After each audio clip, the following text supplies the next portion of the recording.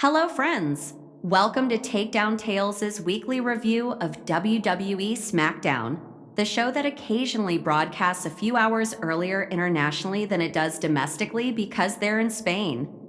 As a result, it's possible you might have seen some of the spoilers coming out of Barcelona, or may have been waiting around for our SmackDown results page and watched it live with us here in the United States.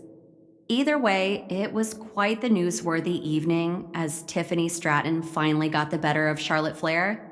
Axiom got a huge moment in front of the fans in his home country, and the Street Profits officially took the smoke by winning the WWE Tag Team Championship in the main event. What did the Wink staff think of all these events and more? These are 3 things we hated and 3 things we loved about the March 14th, 2025 episode of WWE SmackDown. Hated. Jimmy Uso shoots his shot that Fatu deserves. The United States Championship segment that opened SmackDown just wasn't for me. And not just because I've been writing and complaining about LA Knight and Shinsuke Nakamura for what feels like forever now. It wasn't Knight who bothered me, for once, since he's lost his luster in my eyes, but Jimmy Uso. It made sense to start off the episode with Knight to get the crowd hot, but Uso just came out and demanded a United States Championship match at WrestleMania, of all places. Uso literally used the word desperate when he spoke with Knight in the ring. He said he was desperate and tired of all the speed bumps on the road to WrestleMania, and the only way he thought he could get into Mania is if he challenged Knight for the title. I looked up Uso's recent record, and while he's defeated Drew McIntyre in recent memory, McIntyre got that win back. He also lost in an Elimination Chamber qualifying match to McIntyre, and before that was the Royal Rumble. So, Uso's not been on a losing streak per se, but he hasn't done enough to go out there and demand a WrestleMania championship opportunity. He was, of course, interrupted by the Bloodline with Solo Sikoa on the mic, who said if anyone deserved the shot, it was Jacob Fatu. And honestly, no arguments there. Fatu needs strapped up sooner rather than later, and the United States Championship makes sense, as the undisputed WWE Championship scene is well set and the World Heavyweight Championship is on the other brand. So, honestly, I agree with the heels here, and Uso just seemed kind of silly out there demanding a spot at WrestleMania. There are so many other good matches with established stories already. I can see the US title being defended on the SmackDown before WrestleMania. Also, Jimmy, your last WrestleMania match wasn't so great. Maybe you can take a year off and just be ringside for your brother? Could be a nice thought.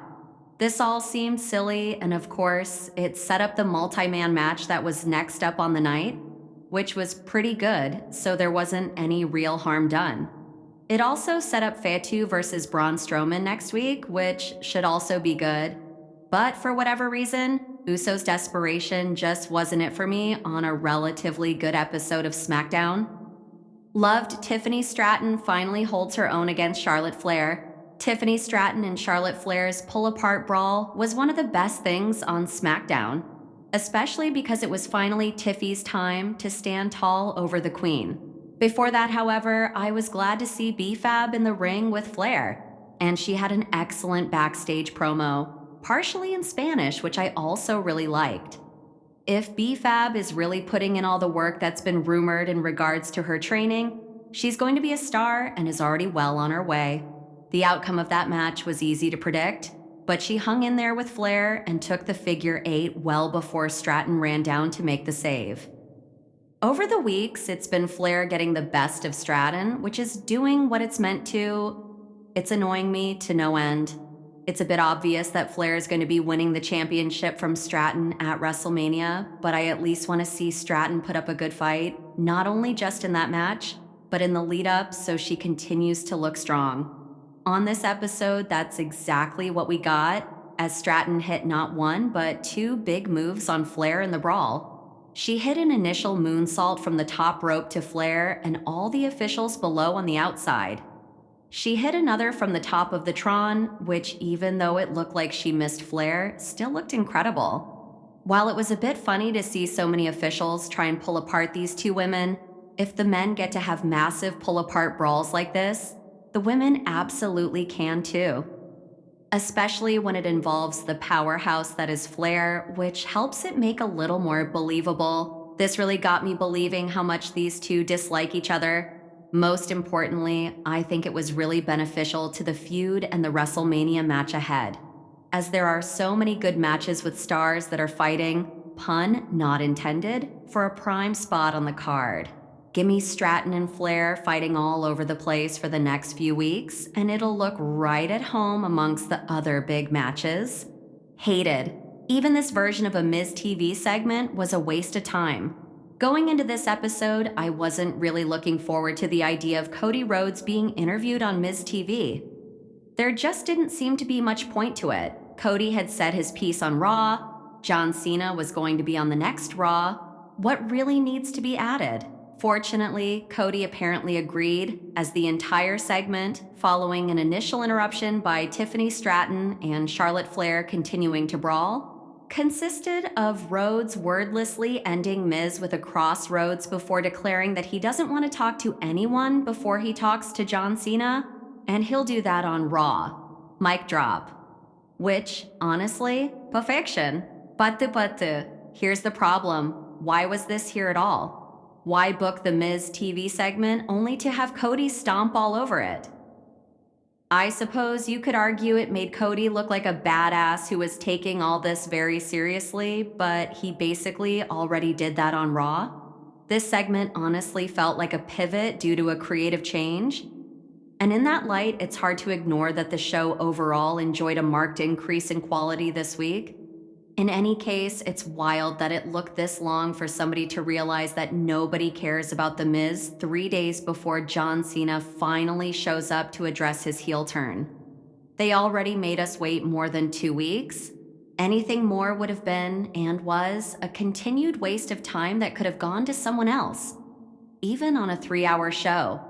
Loved an NXT UK rematch. Gunther wasn't the only one to cross the brand divide as WWE SmackDown kicked off the European tour in Barcelona, calling out the Spanish sensation and NXT Tag Team Champion Axiom for a rematch of their spectacular 2021 bout for the United Kingdom Championship. The crowd were primed from the moment as soon as he had referenced Axiom's former NXT UK moniker, A-Kid, before truly erupting when his entrance hit, marking a home nation cameo as well as a good look at how he could fare on the main roster. But that was just in what happened before the bell rung. If you watched A-Kid versus Walter in 2021, you would have had a good idea of what to expect. If you haven't and enjoyed their match, then definitely give it a look because it was the much better of the two. But once again, it was a contest of true clinicians of wrestling. As the adage goes, styles make fights, and it's very much the case that the nimble and rapid style of Axiom merges perfectly with the domineering power of the naturally larger Ring General. It made for a really exciting flowing bout between them where nothing seemed out of place in the context of a wrestling contest, capped off with a closing stretch that sold the fine margins between them. Like before, Axiom hit Gunther with his best shots, a golden ratio and a Ring of Saturn submission. But neither were enough as Gunther rose to squash the underdog. And while the match had no stakes and no belief that it could end any other way, this was still a fine tune-up match and arguably a better way to build the World Heavyweight Champion heading into WrestleMania than constant brawling with Jey Uso week in, week out. It builds the idea that Gunther is infallible in the face of Uso's challenge at the Show of Shows, with the rationale that Axiom and Uso are both underdog champions of the people. Hated. Drew McIntyre deserves better. Damian Priest versus Shinsuke Nakamura was painful to watch, but not as painful as the memory of the wrestler Nakamura used to be. You know what's even more painful than the memory of the wrestler Nakamura used to be? Seeing Drew McIntyre in the ring with him, stumbling his way toward a WrestleMania match that's nowhere near his level. I've been seeing some criticism of McIntyre's work lately, and it's something I have a hard time getting behind because I don't think it's really his fault. The problem is that WWE has consistently refused to pay off the storylines McIntyre has been trying to build, especially since Survivor Series. With the CM Punk feud finally over and the original Bloodline back together, McIntyre went back to hunting Bloodline members, a course that seemed destined to conclude with another encounter with Roman Reigns. But it never happened. McIntyre beat Sami Zayn a few times, but took flash pins against both Usos before the entire direction was seemingly dropped. Teases like McIntyre's interaction with Paul Heyman before the Royal Rumble went nowhere. The post-Rumble worked shoot stuff with LA Knight went nowhere. Cena's heel turn made us all instantly forget that Chris Featherstone was ever a person we knew existed. And now here we are, McIntyre versus Priest at WrestleMania in a match that will receive precisely zero fan interest no matter how catty McIntyre is on social media.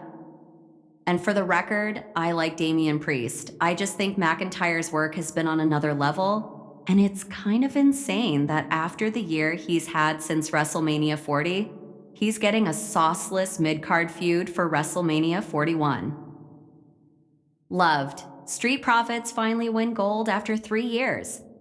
After 3 long years, Angelo Dawkins and Montez Ford are once again tag team champions. It has been far too long since they've held gold, August 2021 to be exact, and they last held the Raw tag titles in 2020, back when those were still a thing. They have long been one of WWE's best tag teams, whether they held gold or not. This iteration of the Street Profits is more focused. They have been channeling their anger of being overlooked into action. At Royal Rumble, they cost Motor City Machine Guns the titles while also attacking DIY. They have targeted Pretty Deadly and Los Garza too. Their efforts paid off when Nick Aldis granted them a title shot in Barcelona. Not only did they get a title shot, but they got it in the main event. Although Los Garza tried to throw them off their game before the match, Dawkins and Ford brought intense focus and a plan for Tommaso Ciampa and Johnny Gargano.